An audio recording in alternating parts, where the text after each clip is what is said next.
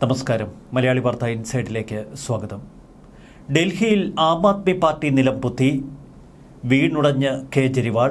പണത്തിനു മുന്നിൽ കേജ്രിവാൾ മതിമറന്നു. എന്റെ മുന്നറിയിപ്പുകൾ ചെവിക്കൊണ്ടില്ല എന്ന് അണ്ണാ ഹസാരെ.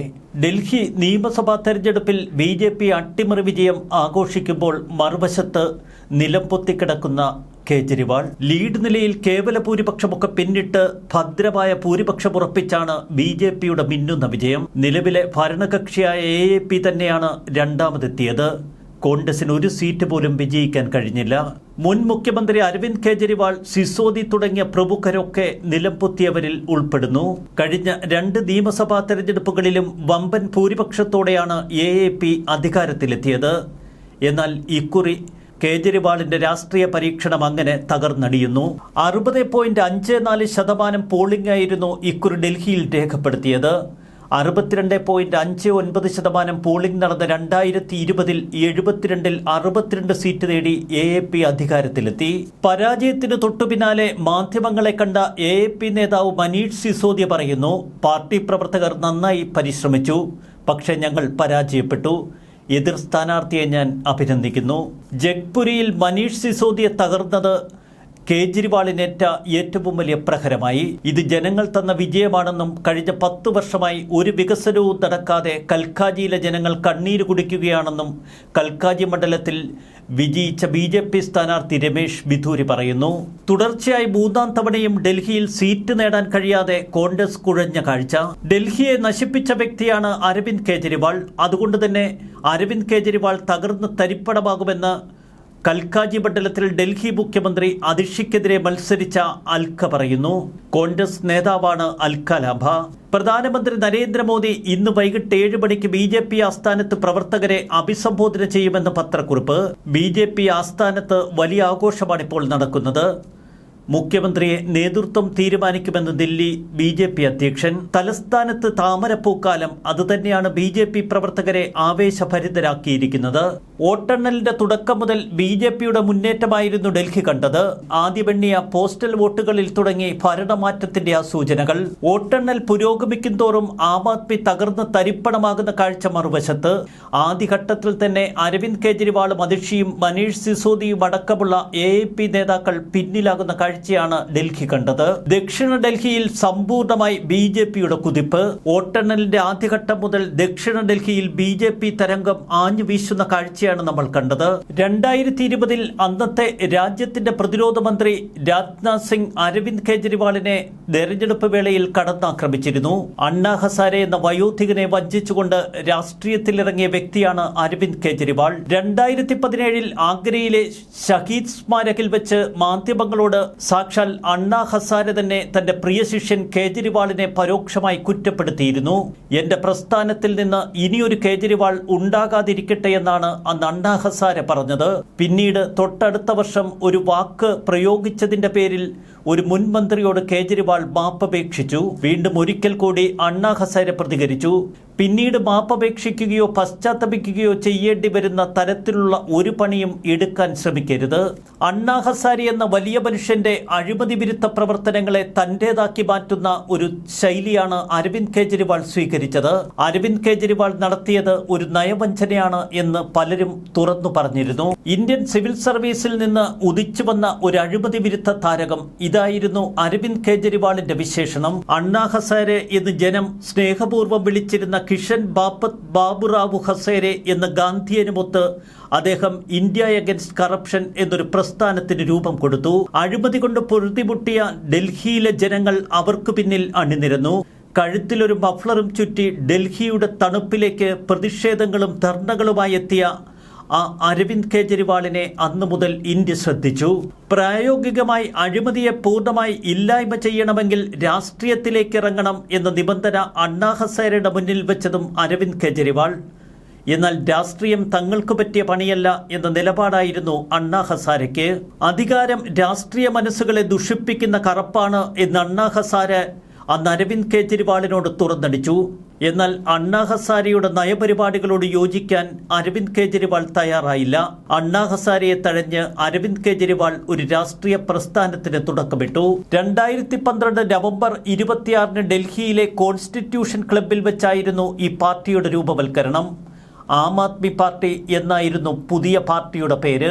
ഹിന്ദിയിൽ ആം എന്നാൽ സാധാരണ എന്നും ആദ്മി എന്നാൽ മനുഷ്യൻ എന്നുമാണ് അർത്ഥം. സാധാരണക്കാരന്റെ പാർട്ടി എന്നർത്ഥം വരുന്ന ആം ആദ്മി പാർട്ടി ഒപ്പം സാധാരണക്കാരുടെ ചിഹ്നമായി ചൂലും പാർട്ടിയുടെ ചിഹ്നമായി. മറ്റു പാർട്ടികളിൽ നിന്നൊക്കെ വ്യത്യസ്തമായി തലപ്പത്ത് തന്നെ ഏറെ വ്യതിയാനങ്ങൾ വരുത്തിയിരുന്നു കെജ്രിവാൾ. 30 അംഗങ്ങൾ ചേർന്ന് ഈ പാർട്ടി നിയന്ത്രിക്കുന്നു, ഒപ്പം ഒരു ദേശീയ കൺവീനർ മാത്രം. എന്നാൽ അന്നു മുതൽ ഇന്ന് വരെ ആം ആദ്മി പാർട്ടിക്ക് ഒരൊറ്റ ദേശീയ കൺവീനർ മാത്രമേ ഉണ്ടായുള്ളൂ. അതാണ് അരവിന്ദ് കെജ്രിവാൾ. ആം ആദ്മി പാർട്ടിയുടെ പര്യായമായി അരവിന്ദ് കെജ്രിവാളിന്റെ പേര് അദ്ദേഹം അവിടെ എഴുതി ചേർത്തു. ഏകാധിപത്യം അതുതന്നെയായിരുന്നു പിന്നീട് ആം ആദ്മി പാർട്ടിയെ കാത്തിരുന്നത്. 2013 ദില്ലി നിയമസഭാ തെരഞ്ഞെടുപ്പിൽ ഒരു പുതിയ രാഷ്ട്രീയ പാർട്ടിയുടെ അഗ്നിപരീക്ഷ. വെറും 1 വർഷത്തെ പ്രായവും പരിചയവും മാത്രമുള്ള ആം ആദ്മി പാർട്ടിയിൽ ജനം വിശ്വാസമർപ്പിച്ചു. 70 അംഗങ്ങളാണ് ഡൽഹി നിയമസഭയിൽ. 2013 തെരഞ്ഞെടുപ്പിൽ ആർക്കും കേവല ഭൂരിപക്ഷം ലഭിച്ചിരുന്നില്ല. അങ്ങനെ വന്നപ്പോൾ 32 സീറ്റ് ലഭിച്ച BJPയെ സർക്കാർ രൂപീകരണത്തിനായി ക്ഷണിച്ചു. എന്നാൽ സർക്കാർ രൂപീകരണത്തിന് തങ്ങൾക്ക് താൽപ്പര്യമില്ല എന്നറിയിച്ചതിനെ തുടർന്ന് ആം ആദ്മി പാർട്ടിയെ സർക്കാർ രൂപീകരണത്തിനായി ക്ഷണിച്ചു. 28 സീറ്റുള്ള ആം ആദ്മി പാർട്ടിക്ക് മന്ത്രിസഭയുണ്ടാക്കാനുള്ള ക്ഷണം. 8 സീറ്റുള്ള കോൺഗ്രസിന്റെ പിന്തുണ പുറമേ നിന്ന് അവർക്ക് ലഭിച്ചു. ആർക്കും പിന്തുണ കൊടുക്കില്ല, ആരുടെയും പിന്തുണ സ്വീകരിക്കില്ല എന്നതായിരുന്നു ആം ആദ്മി പാർട്ടിയുടെ നയം. എന്നാൽ ആ നയത്തിന് വിരുദ്ധമായി അരവിന്ദ് കെജ്രിവാൾ ഡൽഹിയുടെ മുഖ്യമന്ത്രിയായി. പിന്നീട് ആം ആദ്മി പാർട്ടി കോൺഗ്രസിന്റെ മുന്നിൽ 18 ഉപാധികൾ വച്ചു. ലോകായുക്ത അടക്കം 18 വിഷയങ്ങളിൽ ഇരു പാർട്ടികളും നിലപാട് വ്യക്തമാക്കണം എന്ന് കെജ്രിവാൾ ആവശ്യപ്പെട്ടു. ആ 18 ആവശ്യങ്ങളിൽ 16 കോൺഗ്രസ് അംഗീകരിച്ചു. തുടർന്ന് ആം ആദ്മി പാർട്ടി നടത്തിയ ജനഹിത പരിശോധനയിൽ തങ്ങൾക്കനുകൂലമായി ജനവികാരമുണ്ട് എന്നവർ മനസ്സിലാക്കി. ഒടുവിൽ 2014 ഫെബ്രുവരി 14 കെജ്രിവാൾ മുഖ്യമന്ത്രി പദം രാജിവെച്ചു. അക്കൊല്ലം നടന്ന ലോക്സഭാ തെരഞ്ഞെടുപ്പിൽ നരേന്ദ്രമോദിയോട് വാരണാസിയിൽ വെച്ച് ഏറ്റുമുട്ടി. പരാജയം രുചിച്ച കെജ്രിവാൾ പിന്നീട് തൊട്ടടുത്ത വർഷം ദില്ലിയിൽ നടന്ന നിയമസഭാ തെരഞ്ഞെടുപ്പിൽ മിന്നുന്ന വിജയം കരസ്ഥമാക്കി. പിന്നീട് തുടർച്ചയായി കെജ്രിവാളിന്റെ ഇരട്ടത്താപ്പ് തന്നെയാണ് ഇന്ത്യ കണ്ടത്. പൗരത്വ ഭേദഗതി നിയമത്തിനെതിരായിരുന്നു തുടക്കത്തിൽ കെജ്രിവാൾ. എന്നാൽ പൗരത്വ ഭേദഗതി നിയമത്തിനെതിരായി നിന്നാൽ ഡൽഹിയിലെ വോട്ടുകൾ ചോരും എന്ന് മനസ്സിലാക്കിയ കെജ്രിവാൾ മലക്കം മറിഞ്ഞു. ബംഗ്ലാദേശ്, പാകിസ്ഥാൻ, അഫ്ഗാനിസ്ഥാൻ എന്നീ 3 രാജ്യങ്ങളിലും കൂടി 3 കോടി മുതൽ 4 കോടി വരെ ന്യൂനപക്ഷങ്ങളുണ്ട്. അവർക്ക് അഭയം നൽകാൻ ഇന്ത്യക്ക് കഴിയില്ല എന്ന നിലപാടായിരുന്നു കെജ്രിവാളിന്. പൗരത്വ നിയമ ഭേദഗതി ബില്ലിൽ മാത്രമല്ല നിരവധി പ്രശ്നങ്ങളിൽ ഇരട്ടത്താപ്പ് പിന്തുടർന്നതോടെ കെജ്രിവാളിനെ ആം ആദ്മി പാർട്ടിയിലെ പ്രമുഖർ തന്നെ പരസ്യമായി വിമർശിച്ചു തുടങ്ങി. അധികാര തർക്കം ആ പാർട്ടിയെ മുച്ചൂട് പിടിക്കുന്ന ഘട്ടത്തിലെത്തി. 82% ജനങ്ങളും ഡൽഹിയിൽ ഹൈന്ദവ വിഭാഗത്തിൽപ്പെട്ടതാണ് എന്ന് 2011 സെൻസസ് ഡേറ്റ പറയുന്നു.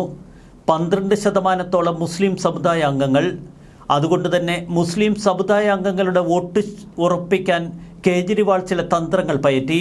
പൗരത്വ നിയമ ഭേദഗതി വിഷയത്തിൽ BJPയെ പിന്തുണച്ചുകൊണ്ട് അഭിപ്രായം പറഞ്ഞാൽ മുസ്ലിം വോട്ടുകൾ നഷ്ടപ്പെടുമെന്ന് കെജ്രിവാൾ മനസ്സിലാക്കി.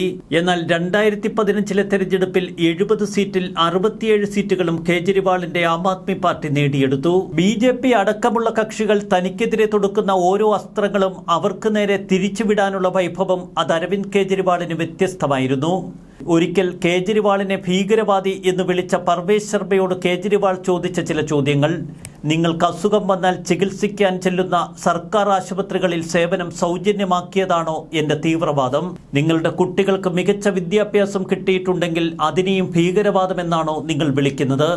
കുറഞ്ഞ നിരക്കിൽ വെള്ളവും വൈദ്യുതിയും കിട്ടിത്തുടങ്ങുമ്പോൾ അവിടെയും നിങ്ങൾ ഭീകരവാദിയായി എന്നെ കാണും. സൗജന്യങ്ങൾ വാരിവിതറിയ ആം ആദ്മി പാർട്ടിയും കെജ്രിവാളിനെയും ഒക്കെ ഡൽഹിയിലെ ജനങ്ങൾ 2 വട്ടം വിശ്വസിച്ചു. എന്നാൽ മധ്യവർഗത്തിന്റെ പോക്കറ്റിൽ നിന്നെടുക്കുന്ന നികുതിപ്പണമാണ് ഇത്തരം സൗജന്യങ്ങൾക്ക് പിന്നിൽ എന്ന് തിരിച്ചറിഞ്ഞ മധ്യവർഗം പിന്നീട് കെജ്രിവാളിനെ തഴയുന്നു. ഏറ്റവും ഒടുവിൽ കെജ്രിവാളിനെ ഒരു അഴിമതിക്കാരനായി ചിത്രീകരിക്കുന്നതിലും BJP വിജയിച്ചു. മദ്യനയത്തിലും അഴിമതിയിലുമൊക്കെ കെജ്രിവാൾ വീണുടഞ്ഞപ്പോൾ ആം ആദ്മി പാർട്ടിക്ക് തങ്ങളുടെ സ്വത്വം നഷ്ടപ്പെടുന്ന ഘട്ടം. ഈ തെരഞ്ഞെടുപ്പ് ഒട്ടനവധി കാര്യങ്ങളാണ് ഇന്ത്യയോട് പറയുന്നത്. കെട്ടുറപ്പുള്ള രാഷ്ട്രീയ കക്ഷിയായി മാറാൻ അരവിന്ദ് കെജ്രിവാളിൻ്റെ ആം ആദ്മിക്ക് കഴിഞ്ഞില്ല.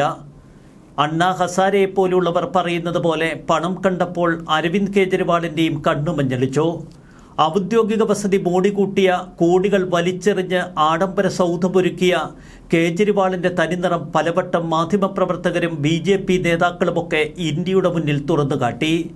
ഒരിക്കൽ നരേന്ദ്രമോദിക്ക് പകരം ഇന്ത്യ തേടുന്ന പ്രധാനമന്ത്രി സ്ഥാനാർത്ഥിയാവും കേജ്രിവാൾ എന്ന് വിശ്വസിച്ചവരുടെ മുന്നിലാണ് ഇപ്പോൾ സമ്പൂർണ്ണ തകർച്ചയുമായി ആം ആദ്മി പാർട്ടി നിലം പൊത്തുന്നത്.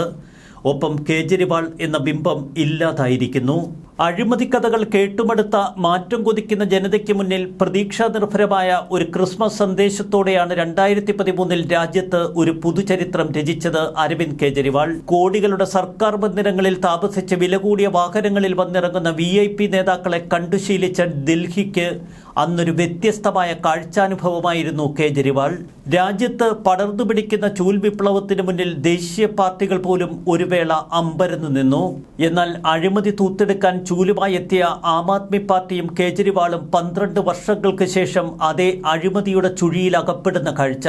മദ്യ അഴിമതി കേസിലുണ്ടായ ക്ഷീണം മാറ്റാൻ ജയിൽവാസത്തിന് ശേഷം മുഖ്യമന്ത്രി കസേരയിൽ നിന്ന് ഇറങ്ങി നോക്കി കേജ്രിവാൾ. ഔദ്യോഗിക സൗകര്യങ്ങളൊന്നും തനിക്ക് വേണ്ട എന്ന് പരസ്യമായി പ്രഖ്യാപിച്ചു. എന്നാൽ ഇത്തവണ ജനം അദ്ദേഹത്തെ സ്വീകരിച്ചില്ല. ആം ആദ്മി പാർട്ടി എന്ന വലിയൊരു പ്രസ്ഥാനത്തിന് തുടക്കമിട്ട പല നേതാക്കളും തുടക്കത്തിൽ തന്നെ കേജ്രിവാളിനെ കൈയൊഴിഞ്ഞിരുന്നു. പ്രശാന്ത് ഭൂഷൺ, ശാന്തി ഭൂഷൺ, യോഗേന്ദ്ര യാദവ് എന്നിവരൊക്കെ കേജ്രിവാളിനെ തുടക്കത്തിൽ തന്നെ തള്ളിപ്പറഞ്ഞു. വളർച്ച പോലെ തന്നെ അമ്പരപ്പിക്കുന്ന തകർച്ചയാണ് ഇപ്പോൾ ആം ആദ്മി നേരിട്ടിരിക്കുന്നത്. അഴിമതിക്കെതിരായ പോരാട്ടം ഉയർത്തിക്കാട്ടി രാജ്യ തലസ്ഥാനത്ത് 3 വട്ടം അധികാരത്തിലെത്തിയ കേജ്രിവാൾ ഇനിയൊരിക്കലും തിരിച്ചു വരില്ല എന്ന വിധിയെഴുത്താണ് നമ്മൾ കാണുന്നത്. കേജ്രിവാളിൻ്റെയും സിസോദിയയുടെയും ഒക്കെ തോൽവി, അതിലപ്പുറം BJPയുടെ മിന്നുന്ന വിജയം, അതുതന്നെയാണ് ദേശീയ രാഷ്ട്രീയത്തിൽ ഏറ്റവും ശ്രദ്ധേയമാകുന്നതും. ന്യൂസ് ഡെസ്ക് മലയാളി വാർത്ത ഇൻസൈഡ്.